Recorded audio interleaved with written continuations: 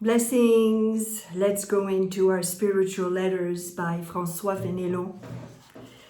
The gifts of God, not to be rejected on account of the channel that brings them.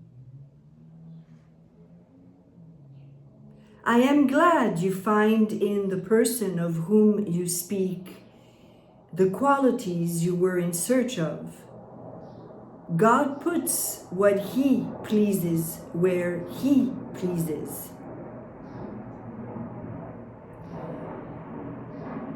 Naaman, I don't know if that's how we pronounce it, Naaman, Naaman, could not be healed by all the waters of Syria, but must apply to those of Palestine. What does it matter from what quarter our light and help come? The source is the important point, not the conduct. The channel, in other words, not the channel. The source is what's important. That is the best channel which most exercises our faith, puts to shame our human wisdom, makes us simple and humble, and undecisive, undeceives us in respect to our own power.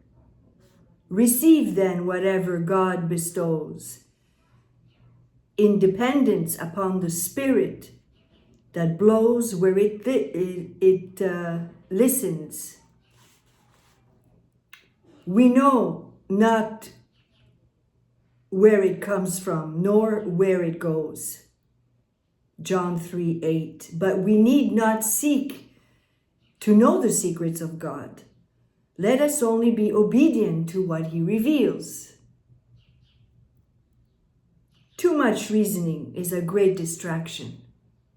You know, when we begin to ask so many questions, where is this coming from? Why? And we try to analyze and we try to go back into the mind. No, it is a distraction. Those who reason, the undevout wise, quench the inward spirit as the wind extinguishes a candle. That's what happens when we do that. When we begin to reason too much, it's like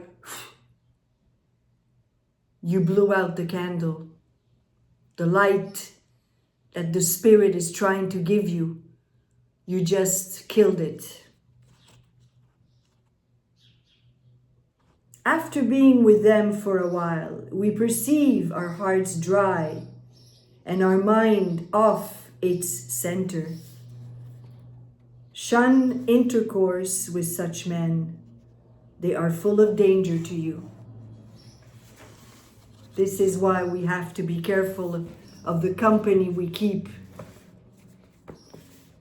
There are some who appear recollected, but whose appearance deceives us. It is easy to mistake a certain warmth of the imagination for recollection. Such persons are eager in the pursuit of some outward good to which they are attached. They are distracted by this anxious desire. They are perpetually occupied in discussions and reasonings, but know nothing of that inward peace and silence that listens to God. Find people who have learned this silence and peace, who know how to listen to God. Surround yourself with such people. And stay away from the rest, my friends. There are more dangerous than others because their distraction is more disguised. Search their depths and you will find them restless, fault-finding, eager, constantly occupied without, harsh and crude in all their desires, sensitive, full of their own thoughts, and impatient of the slightest contradiction. In a word, spiritual busybodies, annoyed at everything and almost always annoying. I like that one. All right, one more. Poverty and spoliation, the way of Christ. Everything contributes to prove you, to test you, in other words. Everything contributes to test you. God who loves you will not suffer your temptations to exceed your strength. That's true. That's a promise. He will never test you beyond your strength. He will make use of the trial for your advancement. But we must not look inwards with curiosity to behold our progress, our strength, or the hand of God, which is not the less efficient because it is invisible. Its principal operations are conducted in secrecy, for we should never die to self if he always visibly stretched out his hand to save us. God would then sanctify us in light, life, and the possession of every spiritual grace, but not upon the cross, in darkness, privation, nakedness, and death. The directions of Christ are not, if anyone will come after me, let him enjoy himself. Let him be gorgeously apparelled. Let him be intoxicated with delight, as was Peter on the mount. Let him be glad in his perfection in me and in himself. Let him behold himself and be assured that he is perfect. On the contrary, his words are, if anyone will come after me, I will show him the road he must take. Let him deny himself, take up his cross, and follow me in a path beside precipices, where he will see nothing but death on every hand. Matthew 16:24. Paul declares that we desire to be clothed upon, and that it is necessary, on the contrary, to be stripped to very nakedness, that we may then put on Christ.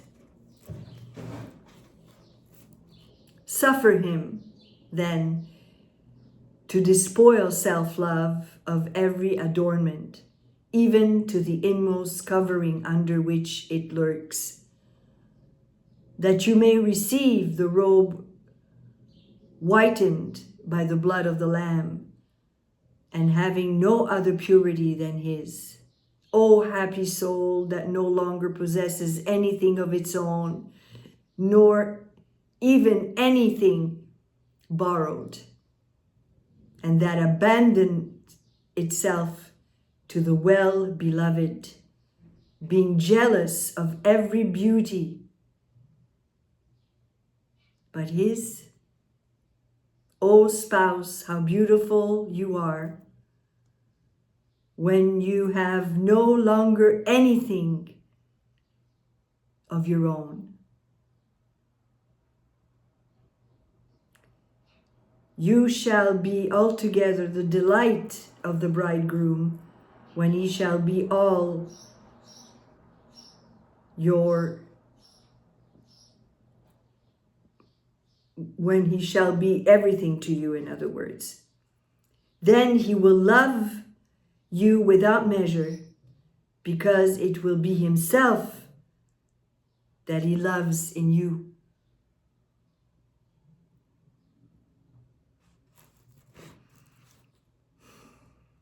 hear these things and believe them. This pure truth shall be bitter in your mouth and belly, but it shall feed your heart upon that death which is the only true life. Give faith to this and listen not to self. It is the grand seducer, more powerful than the serpent that deceived our mother. Happy the soul that hearkens in all simplicity to the voice that forbids its hearing, or compassionating self.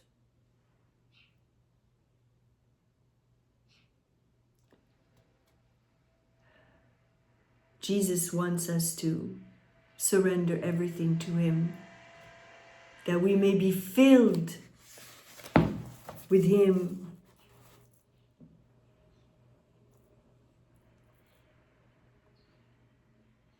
Are we denying ourselves? Are we taking up our cross every day?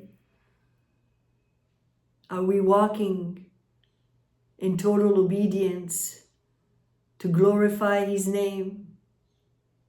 I certainly pray that you are. God bless.